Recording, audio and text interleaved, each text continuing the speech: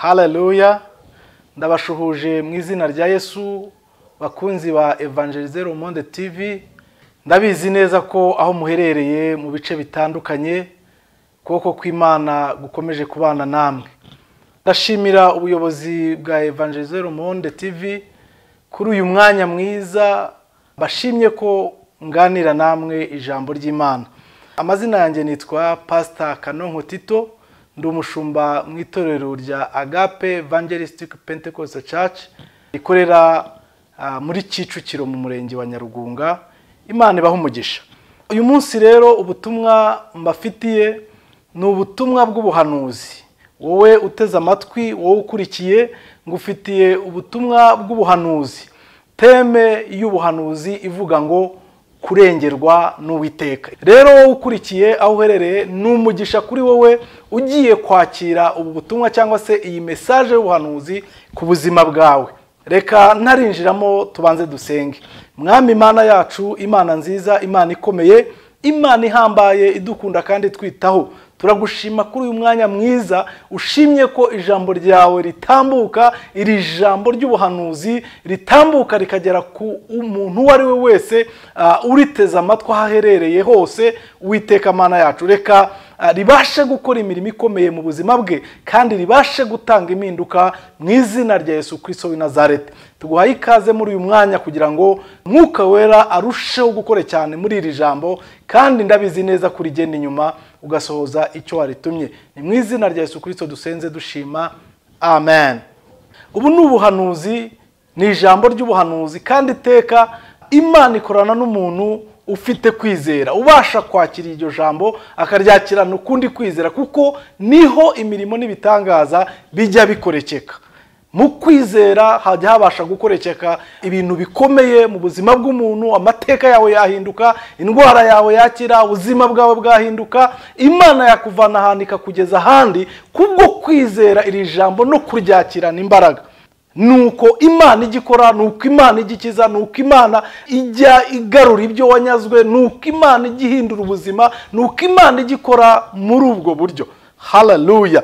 Iri jambo cyangwa se iyi teme cyangwa iyi message y'ubuhanuzi ku buzima bwawe nkuzaniye turayisanga mu ijambo ry'Imana mu Bami ba kabiri ibice ni 19 ku murongo wa 20. Abami ba kabiri ibice 19 ku murongo wa 20 haravuga ngo, hanyuma Yesaya mwene Amosi atuma kuri Hezekiya ati, Uwiteka Imana ya Isiraheli iravuze ngo, kuko wayisabye kukurengera kuri Senekarebu umwami wa Ashuri irabikwemereye. Kuko wayisabye kukurengera kuri Senekarebu umwami wa Ashuri irabikwemereye. Uyu munsi wowe ufite icyifuzo kihe? Urashaka ko Imana ikurengera kurinde? Hano Hezekiya yasengaga ari imbere y'Imana asaba kurengerwa n'Imana kuri Senekarebu umwami wa Ashuri. Yari umwami mubi cyane kandi yari afite ibigwi by'ibintu yakoze by'amahanga yanesheje, ariko Hezekiya yumvisha inkuru z'agasuzuguro zuzuyemo iterabwoba, yibuka ko afite Imana ya Isiraheli yizera kandi yiringiye, Imana ya Isiraheli akorera. Arangije ajya imbere y'Imana ajya gusenga. Nuko Yesaya yazanye ubutumwa buhawe n'Imana, araza aramubwira ngo, kuko wasabye Imana kukurengera imbere ya Senekarebu, imbere ya Senekarebu Imana irakurengeye. Haleluya. Uyu munsi wowe sinzi ikiri imbere yawe ushaka ko Uwiteka kurengera. Sinzi cyaguhangaye kikubujije amahoro ushaka ko Uwiteka kurengera. Sinzi umusozi uri imbere yawe ushaka ko Uwiteka gukuriraho. Sinzi uburwayi bwakuruhije ushaka ko Uwiteka kuvaniraho. Ubutumwa nkuzaniye nuko Imana twizeye kandi twiringiye ibasha kurengera, ibasha gutabara. Ndashaka kugaruka kuri Hezekiya. Uyu Imana yabwiye binyuze mu muhanuzi Yesaya ngo iramurengeye ni muntu ki? Rimwe na rimwe hari igihe twakira ubutumwa nk'ubwo bw'ubuhanuzi nk'ubwo, ariko umuntu akagendera kuri iryo jambo ryo kuvuga ngo Imana irandengeye, Imana irantabaye. Ariko uyu Hezekiya ari muntu ki? Ijambo ry'Imana ritubwira ko Hezekiya ari umwami wasimbuye Ahazi. Hezekiya yimye ingoma cyangwa se yabaye umwami afite imyaka 25 hanyuma amara ku ngoma imyaka 29. Ijambo ry'Imana ritubwira ko muri iyo myaka 29 Hezekiya n'umwami mu bami bakeya bakoze ibishimwa n'Imana. Haleluya. Bivuga ngo Hezekiya yubahaga Imana, yagendanaga n'Imana, yari yaramaramarije muri we gutunganya iby'inzu y'Uwiteka ibuyuda cyangwa se hariya yarayoboye, yari yaramaramarije guhesha izina ry'Uwiteka icyubahiro. Ijambo ry'Imana tuvuga ko Hezekiya yimye ingoma asimbuye Ahazi. Ahazi yari umwami mubi cyane. Ijambo ry'Imana tuvuga ko Ahazi yari umwami wakizeho ibigirwamana, ashyiraho ibicaniro by'izindi mana ngo babyosereza imibavu, babitambira ibitambo atari Imana ya Isiraheli. Ngarangije akinga insengero. Bivuga ngo abantu bari batagisengera mu nsengero, abatambyi bari barasohotse, abarewi bari barasohotse, ibintu by'icyubahiro byo mu nzu y'Uwiteka ngarabifata bijugunya hanze, mbese izina ry'Uwiteka ribaho igitutsi. Ahazi akora ibyangwa n'amaso y'Uwiteka, yabayeho aba umwami mubi cyane. Ariko Hezekiya amaze kuba umwami, ijambo ry'Imana rirambwira ngo ikintu cya mbere Hezekiya yakoze, yakinguye inzugi z'inzu z'Uwiteka. Hari harahindutse nk'amatongo, arangije ngo arazisana, asana inzugi, arangije kuzisana ngo ahamagaza abatambyi n'abarewi aho bari baratataniye mu misozi, aho bari baragiye hirya no hino, kuko izina ry'Uwiteka ryari ritagihabwa icyubahiro aho hantu. Ahamagara abatambyi, ahamagara abarewi. Ijambo ry'Imana rirambwira ngo yarahamagara ababwira ngo ni mwebwe mwahawe inshingano zo guhagarara imbere y'Uwiteka. Arabegeranya, abibutsa akaga n'ibibazo bahuye nabyo, ndetse bamwe muri bene babo n'imiryango bajyanywe mu bunyage, abandi bakicishwa inkota. Ababwira ukuntu igihugu cyabo cyabaye igitutsi kubera ko bimitse izindi mana, basuzuguye Imana ya Isiraheli, bari batakitambira ibitambo, ndetse bari barimitse ibyo bigirwamana byose, bituma Imana ibahana ibareka, bitewe n'abami babi bagiye babaho kugeza kuri uwo Ahazi. Ibyo byatumye Imana ibareka rwose, bamwe bajya mu bunyage, abandi barapfa, abandi igihugu gita agaciro. Hezekiya arababwira ngo noneho rero tugiye kugirana isezerano n'Uwiteka.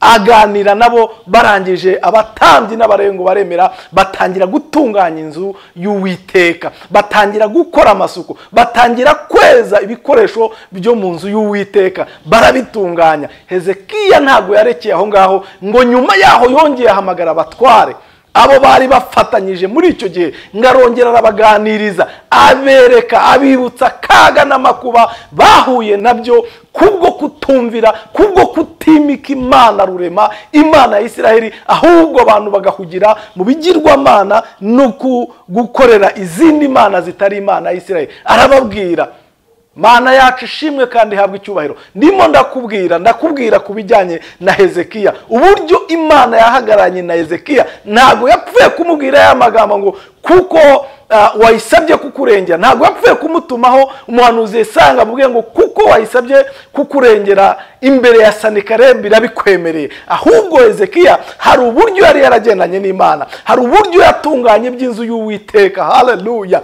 Kandi mwibutse ngo nawe uyu munsi ni wowe nzu y'Uwiteka, ni wowe nzu y'Uwiteka.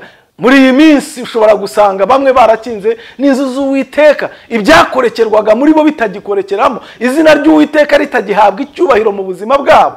Hezekiya ateranya abatware, arabaganiriza, barangije babyumva kimwe, ngo batangira gutambira Uwiteka ibitambo, batangira kongera gusubiza ibintu ahabyo.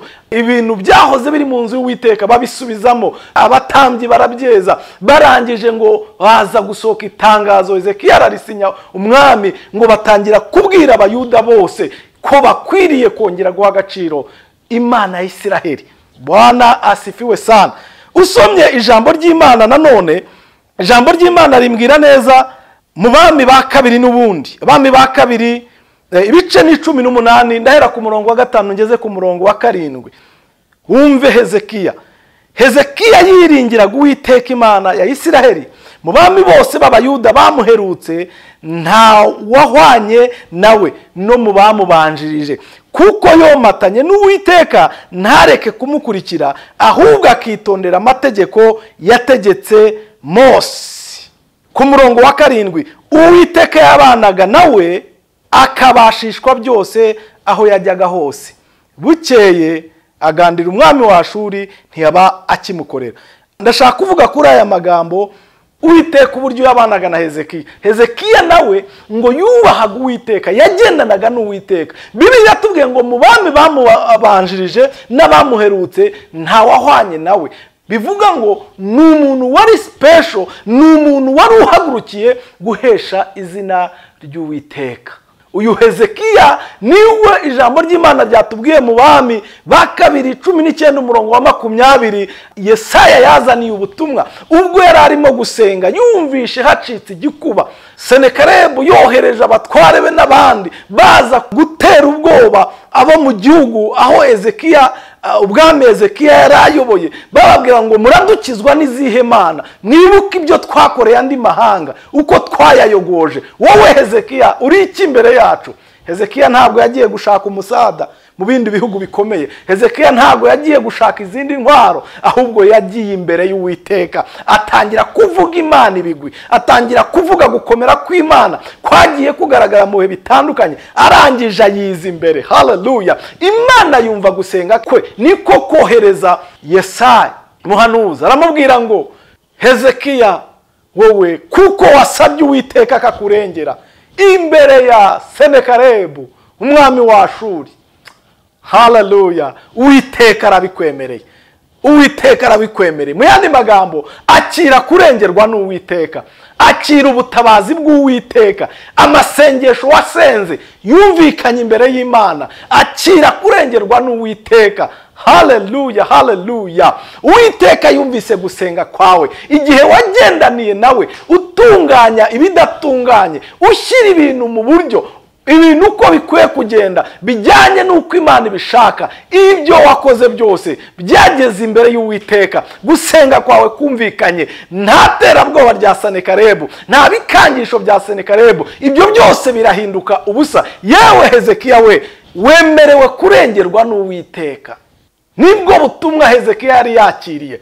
Ukomeje gusoma ijambo ry'Imana rirambwira ngo Hezekiya ntago yiriwe arwana, ahubwo ngo marayika w'Uwiteka yamanukanye inkota, za ngabo za Senakeribu zose ngo baratangira ngo baricana ngo birangije Senakeribu ibyo byose abibonye nyuma asubiye muri za nzu ze ngo aba yibyariye bamwicisha inkota.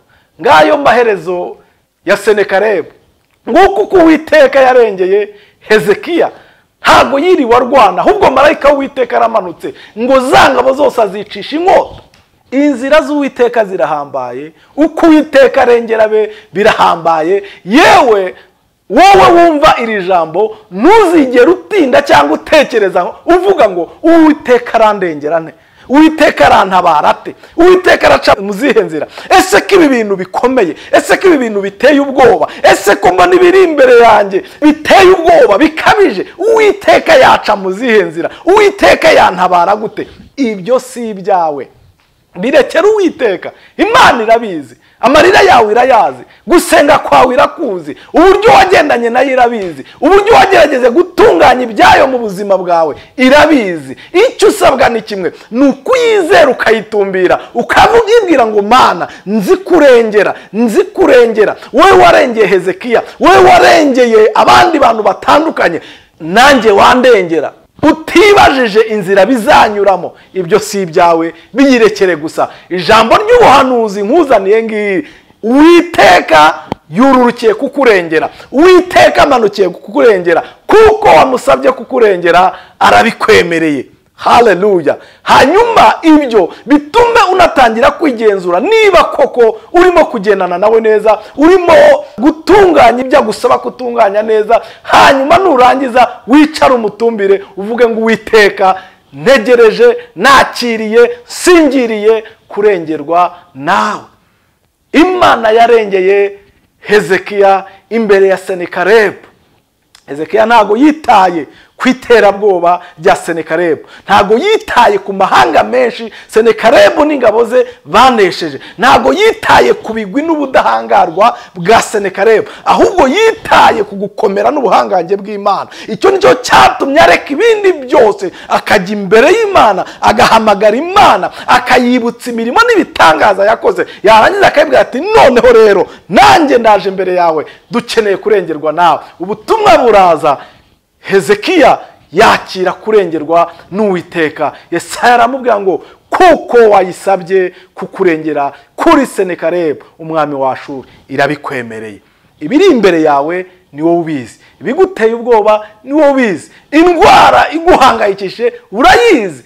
Ariko hamwe n'ibyo byose, na bya bindi byose ubyongereho, na bya bindi byose ubizana ubishyireho, uko byaba bisa kose, nje kugutangariza ngo hari ukurengerwa n'Uwiteka, hari ubutabazi bw'Uwiteka, hari imbaraga zikomeye zijya zibasha kuvana umuntu ahantu yarari, mu buzima yararimo, mu bubabare yararimo, mu gahinda yararimo, mu ntimba yiberagamo, mu buzima bukake yararimo, zikakuvana ahantu, zikaguterura, zikagushyira ahandi hantu. Nawe umutima wawe ugahimbaza Imana, nawe akanwa kawe kakaririmba, kagashima Imana, amarira agashira, agahinda kagashira, ubuzima bugahinduka, nawe ugatangira guhamiririza, kuvuga ubuhamya, kuvuga imirimo Imana yagukoreye igihe runaka. Izera Imana, uyihe umutima wawe, hanyuma uyibone mu buzima bwawe ikora imirimo n'ibitangaza, kuko wayisabye kukurengera, kuko wasenze kenshi uyisaba gutabarwa, kuko wayihamagaye kenshi uyisaba kurengerwa. Imana irabikwemereye mu izina rya Yesu Kristo. Uyu mwanya ngiye kugusengera, wizere, utangire kugira ibintu uhindura mu buzima bwawe. Imana irahari kugira ngo ikore kandi iheshe icyubahiro ku buzima bwawe. Reka dusengane muri uyu mwanya. Uwiteka Imana nziza, Imana ikomeye, Imana y'imbaraga n'ubutwari n'ubushobozi, sengeye uyu muntu uteze amatwi ijambo ryawe, sengeye umuntu uteze amatwi iri jambo ryawe, uyu mugabo, uyu mugore, uyu musore, iyi nkumi, mu izina rya Yesu Kristo wa Nazareti, ndatura imbaraga zawe ku buzima bwe. Imbaraga zawe zijya zihindura ubuzima bw'umuntu, imbaraga zawe zijya zikiza indwara, kurengera kwawe kujya kururuka, kugahindura ubuzima bw'umuntu, kugahindura amateka y'umuntu, amarira agashira, intimba zigashira, umutima ukuzura amashimwe, akanwa kakuzura kuvuga imbaraga zawe no gukora kwawe kuko yabyiboneye. Reka bigaragare ku buzima bwe, hagaragara impinduka. Reka mwami ureme ubuhamya bushya mu mutima we guhera aka kanya, mu izina rya Yesu Kristo. Ndatura kurengerwa nawe ku buzima bwe, ndatura kurengerwa nawe ku buzima bwe, ndatura ubutabazi bwawe ku buzima bwe, mu izina rya Yesu Kristo wa Nazareti. Sinzi Senakeribu wari uri imbere ye, ariko uramuzi, uramusobanukiwe. Sinzi ibyari bimeze nk'umusozi ukomeye cyane imbere ye, ariko ibyo nabyo wabikuraho. Ariko Uwiteka ni wihesha icyubahiro. Icyo ngusaba uyu mwanya ni ukurema amashimwe mu mutima we, ni ukurema ubuhamya mu mutima we, ni ukuhindura amateka y'ubuzima bwe. Mwami, ubuzima bwe guhera uyu munsi bugahinduka, kandi amashimwe yawe akuzura mu mutima we guhera uyu munsi, agatangira guhamiriza imirimo n'ibitangaza wakoze. Urakoze kuko uri Imana ikora. Nukujya wigaragaza mu ijambo ryawe, nukujya wigaragaza mu ijambo ryawe, abarwayi bagakira, abarwaye indwara zananiranye zikavaho, abananiranye kuvurwa n'abaganga babizobereyemo abukabakiza. Mwami, amateka yanze guhinduka, abagoswe na karande, abatwajwe igitugu na Satani, ubuzima bwabo bugahinduka, bakabaho mu buzima buguhesha icyubahiro, kandi ubuzima bwabo bugahinduka ubuhamya. Urakoze kuko uri Imana yumva kandi ikora. Urakoze kuko ugenda inyuma y'ijambo ryawe ukarisohoza. Uyu mwanya nizeye ko hari ibyo ukoze, hari ibyo uremye mu buzima bwe. Urakoze Yesu, senze shima nizeye, ni mu izina rya Yesu Kristo umwami wacu. Amen, amen, amen.